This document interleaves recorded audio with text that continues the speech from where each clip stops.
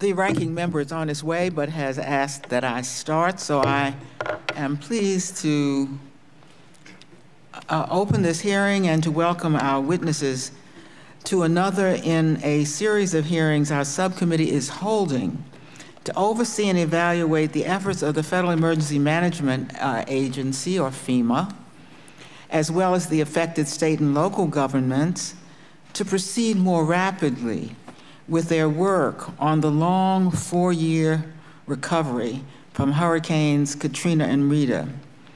Today we will hear specifically how the new arbitration program mandated in the American Recovery and Reinvestment Act, as well as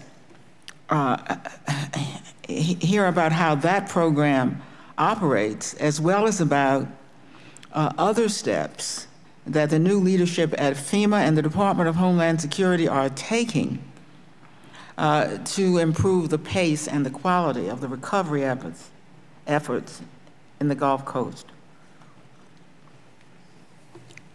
At a hearing early this year, we were astonished to uncover almost $3.5 billion caught in a stalemate between FEMA and the state of Louisiana, from which neither could extricate themselves. Based on today's testimony, as well as numerous meetings and discussions that members and staff have had with officials at all levels of government in the Gulf Coast, it appears that progress may have begun since President Obama, Secretary Napolitano, and Administrator Fugate took office.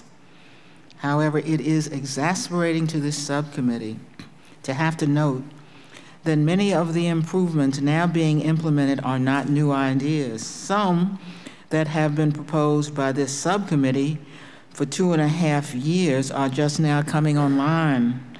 During the last administration, FEMA resisted efforts to break the logjam, preferring its own traditional devices.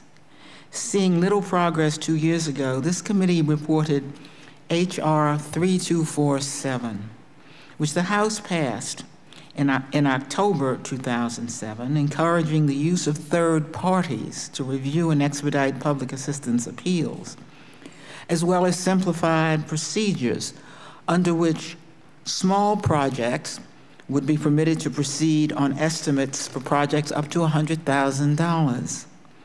We passed this bill, which also raised the federal contribution for certain projects from 75% to 90%, not once, but twice, as well as a similar bill in September 2008. It is unfortunate that the Senate was never able to pass this legislation, or for that matter, that FEMA did not take from this legislation what needed to be done after the House had spoken. However, even if the H.R. 3247 procedures permitting third city review had been enacted, FEMA appeared unwilling to choose an effective third-party process.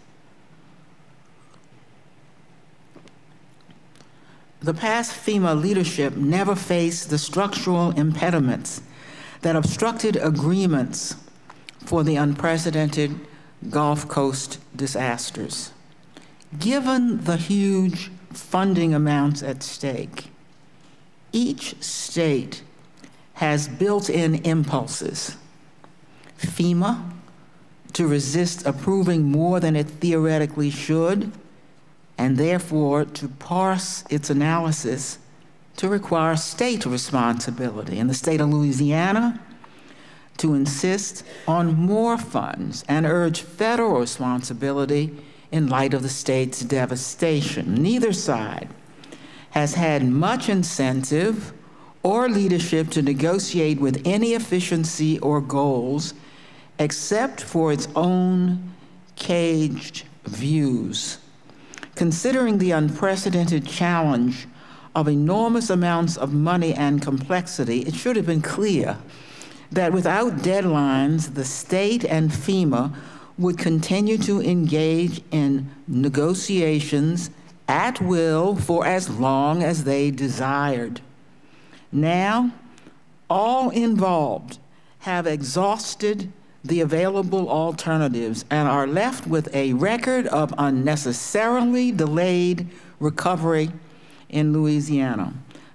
The residents of that state are suffering through the greatest economic crisis most have experienced, an add-on crisis because of the so-called Great Recession, while billions of dollars have been left on the proverbial table for years, waiting to be spent on construction of the new charity hospital and other vital infrastructure.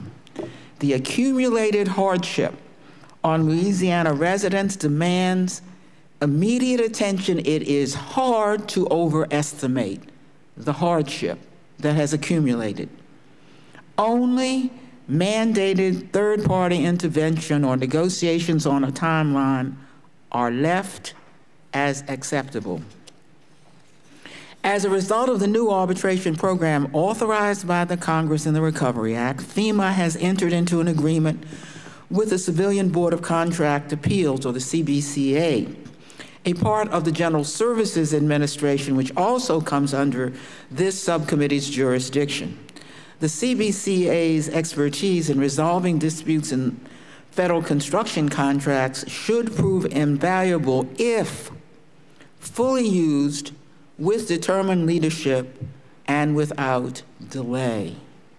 It is unfortunate indeed that new legislative language has been necessary to get action, particularly since it has been clear to the subcommittee that FEMA had sufficient existing authority without new law to implement this or similar programs using third-party dispute resolution even before the subcommittee put FEMA's specific dispute resolution into law.